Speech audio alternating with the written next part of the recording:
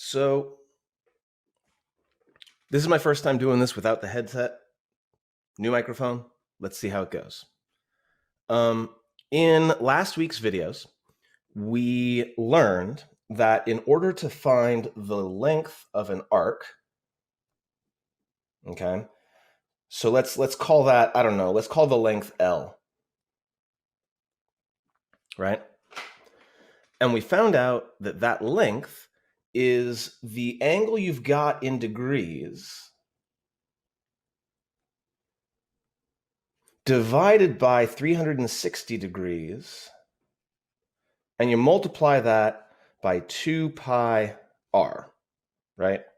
R being the radius, and theta being the central angle, the measure of the arc.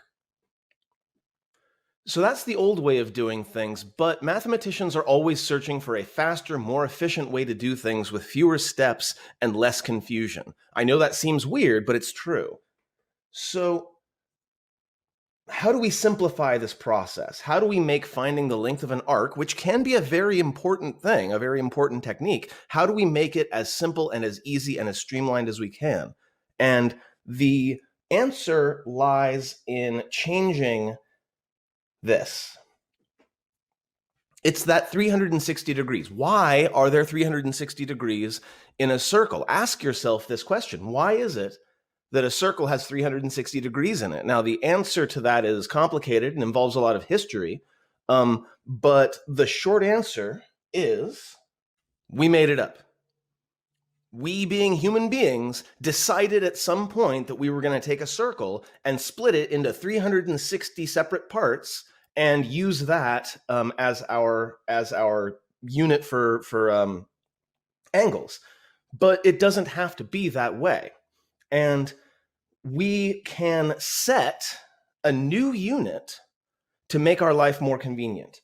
So let me erase this.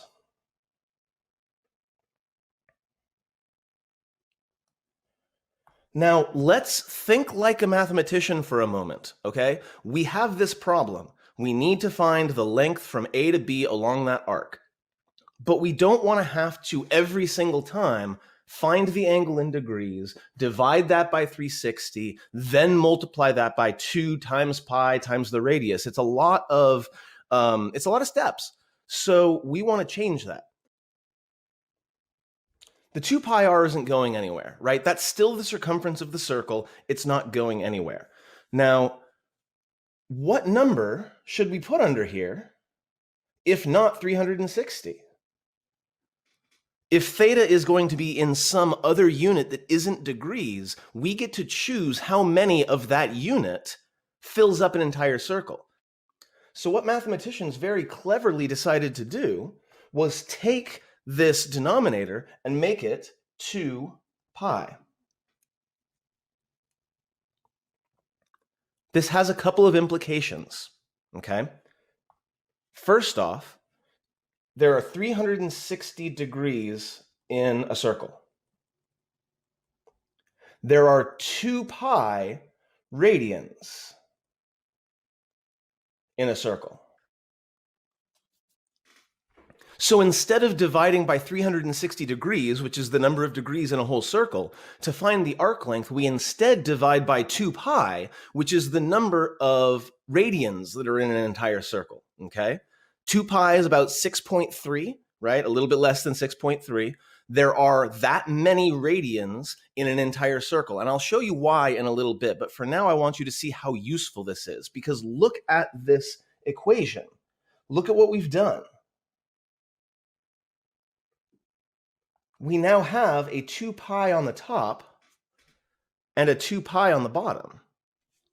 That's why we chose 2 pi to be the total amount of radians in a circle, because look at how awesome this becomes. Instead of taking your value in degrees and dividing it by 360 and then multiplying by 2 pi and then multiplying by the radius, you now are taking your angle in radians, dividing by 2 pi, because there are 2 pi radians in a circle, and then multiplying by 2 pi. So no matter what the angle is, the 2 pi and the 2 pi will cancel out. So we're left with length is angle in radians times the radius.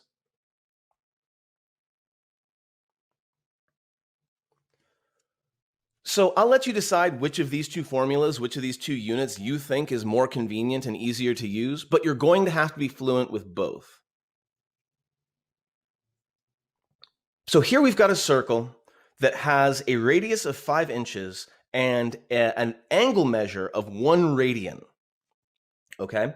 So the length of this arc, again, since we're dealing with radians, we just have to take the radius and multiply it by the angle in radians. It's 5 inches. That's a times, not a decimal. It's 5 times 1.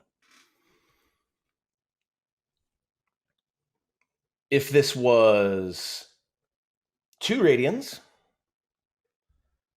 then the length of the arc would be 5 inches times 2 would be 10 inches. I hope you can see how this process is arithmetically much simpler.